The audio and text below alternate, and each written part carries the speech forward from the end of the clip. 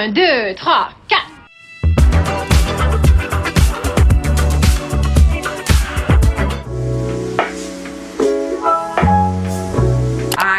Flying to Paris today and I'm so excited, but I have not done any prep. I have not packed, I haven't picked out outfits, I haven't run errands that I need to run. It's currently 9 a.m.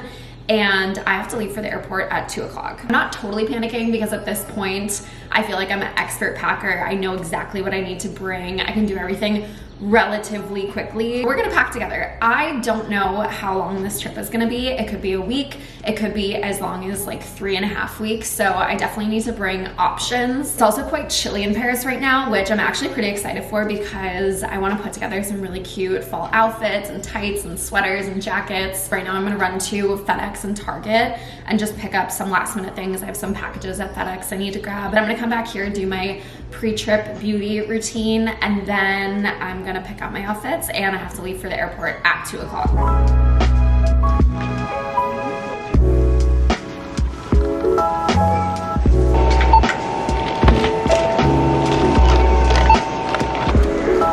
I didn't really need to get a ton. I got mustache and beard dye because I use this to tint my eyebrows, which we're gonna do right now. I got lash glue because I think I lost mine. These little clips that I use with my Dyson because somehow I've just lost all of the ones that I was using before. And I got a new toothbrush because the other night my friend Maddie slept over and we're getting ready for bed and I walk in the bathroom and I turn to her and I go, Maddie, I know you're not using my toothbrush right now. And she was. Last week in my video, I said I can be influenced to do absolutely anything. Yesterday, I saw a TikTok of this girl with the most amazing skin I've ever seen. And in the video, she was dermaplaning her face, which basically means that you shave your face. Today, I'm going to be guinea pig influencer. I've never done this before because I've seen people say that it makes your hair on your face like grow back more and darker. But then I've also seen people say that that's not true and it grows back exactly the same. We're gonna watch a tutorial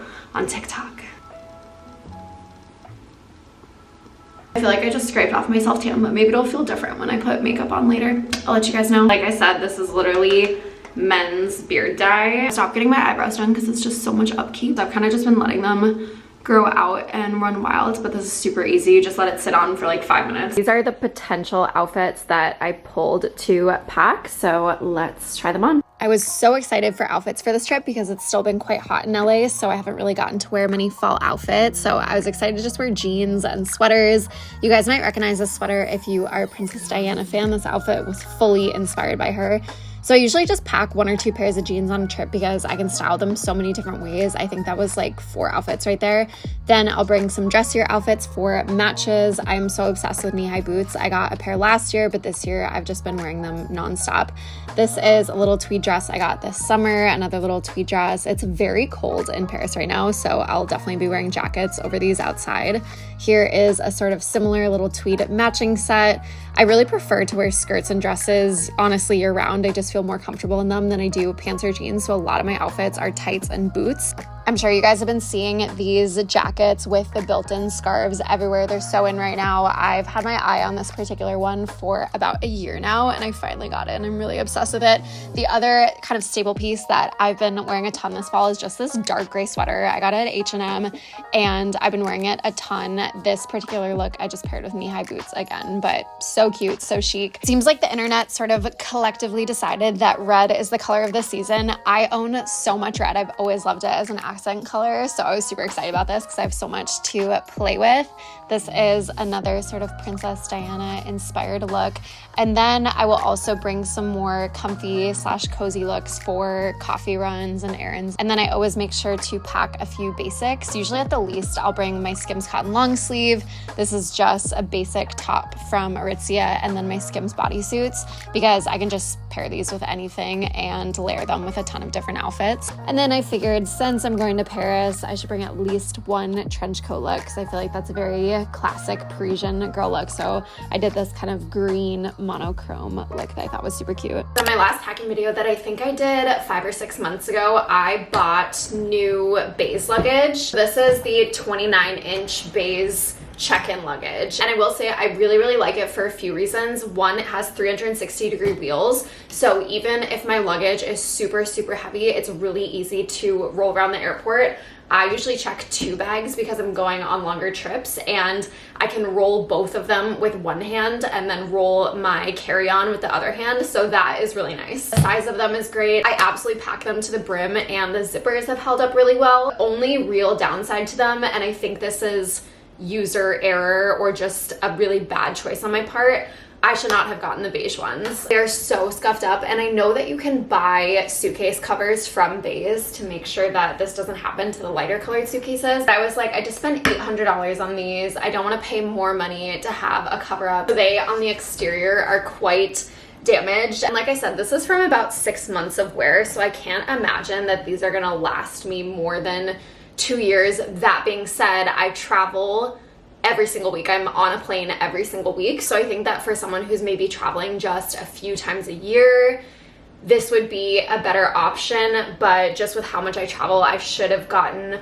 ones that would be a little more durable on the outside. And at the end of the day, it's really a vanity thing. They work super well. They do what they need to do, but they're just quite dirty and scuffed up. I will say, people have told me that if I take a magic eraser from, I think, Mr. Clean, and just clean the outsides of it, then the scuffs will go away for the most part. I haven't tried that yet. I think if they get really dirty, then I probably will attempt doing that, but for now I'm just like, if I clean it now, it's gonna get dirty again later today. So I really didn't want to get like black or dark gray luggage because it's so hard to find at baggage claim sometimes. And last week when I landed back in LAX, I waited at customs for 3.5 hours because I'm an idiot and I don't have global entry yet.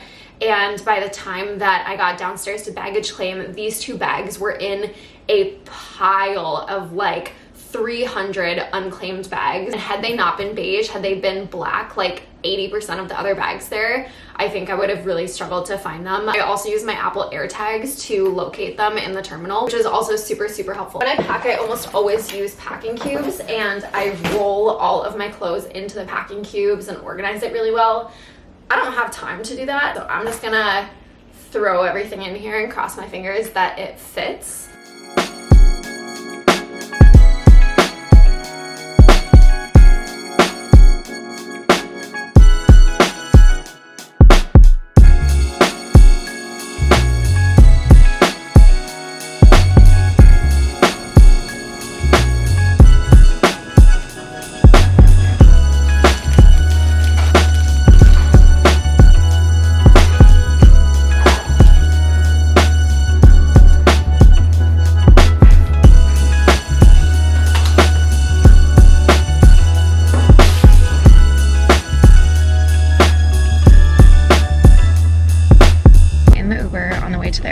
I'm charging everything in the car because I did not have time to, and I didn't have time to download my movies yet, but it is currently 2:32 p.m. so I did leave a little late, but I'm getting there at 3, I board at 4, and then the flight takes off at 5, so I think we'll be good.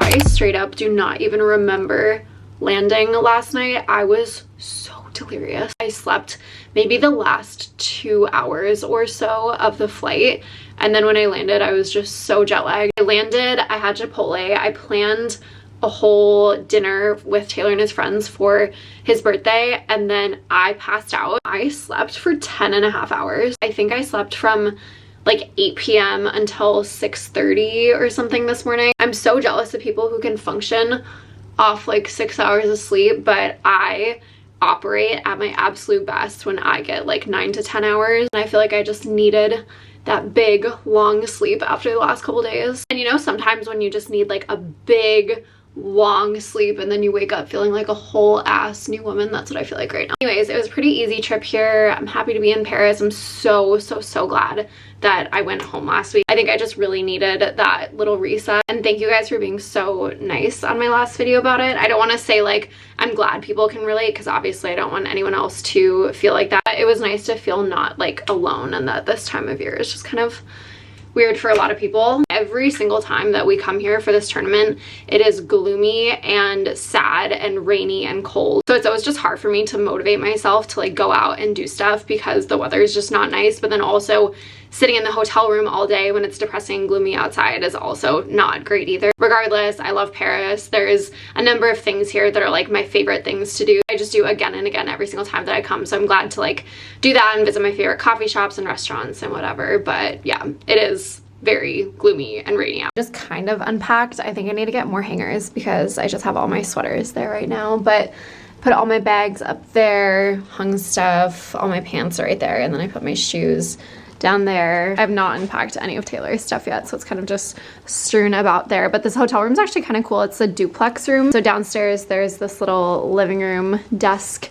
area, like the mini bar and stuff. But then they have this little staircase, and the staircase leads up to this little bedroom loft that's really cute. And the windows go all the way from the top here all the way down. So when it's not gloomy and raining like it is today, the light in here is really pretty. Then here's the bathroom. The lighting in here is actually amazing, which is very rare for hotels, so I'm grateful for that this week. Okay, I kind of just want to give a rundown of what the next couple weeks could look like. So like I said at the beginning of this video, this could be a 1-week trip, or it could be as long as like 3.5 weeks. So obviously I'm here for the Paris Masters right now, and the way that this time of year works in the tennis schedule is this is like the end of the tennis season. So the Paris Masters used to be like the final end tournament of the year. Now with the schedule, there are tournaments after Paris, which is relatively new. That used to not be a thing. Usually Paris was like the end of the year. And then 2 weeks from now, there's something called the ATP Finals, which is in Turin, Italy. And that tournament is only for the top 8 players that finish the year. So just the top 8 players in the world plus 2 alternates. So this time of year, basically every player who's in that area where they could make the final 8 to go to Turin. And by the way, making it to Turin is a huge deal, like big goal for a lot of players.